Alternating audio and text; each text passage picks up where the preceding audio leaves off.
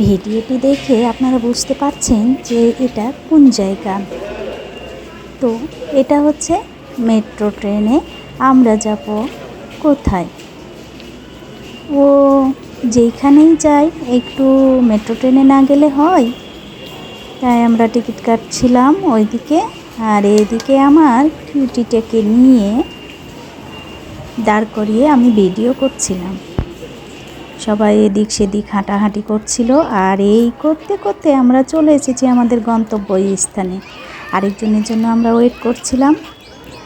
তবে জায়গাটা কোন জায়গা দেখেন তো, আমরা চলে আসছি চিড়িয়াখানা।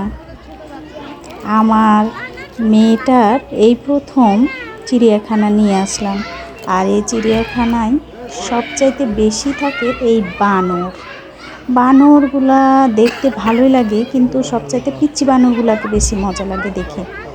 কারণ পিচ্চিগুলা অনেক লাফালাফি ঝাপাঝাপি করে, আর ফটফট করে খালি ওই তারগুলোতে নেটে উঠে যায়, খাবার নেয় লোকজনের কাছ থেকে। আমরাও বাদাম নিয়ে গেছিলাম, বাদাম দিয়েছিলাম, যদিও সেটা দেওয়া নিষেধ, তারপরও আমার পিচ্চিটা নিয়েছিল। আর এইখানে ছিল বক পাখি, অনেক পাখি ছিল, যে পাখিগুলা দেখতে ভীষণ সুন্দর ছিল। দেখে প্রকৃতির কথা বারবার মনে পড়ছিল যে তারা আজকে বাঁধা, হয়তো তাদেরকে ছেড়ে দিলে তারা আরও একটা সুন্দর পরিবেশ পাবে। তারপরে আমরা চলে আসলাম বাবা হালুম বাঘ, রয়্যাল বেঙ্গল টাইগার। আর এই পাখিটি এত সুন্দর, আল্লাহ, তার ঠোঁটটা বেশি সুন্দর, হলুদ আর কালো। তারপরে জানেন এখানে আমি ওই সিনটা নিতে পারিনি, গন্ডার না, এটা হচ্ছে জলহস্তি।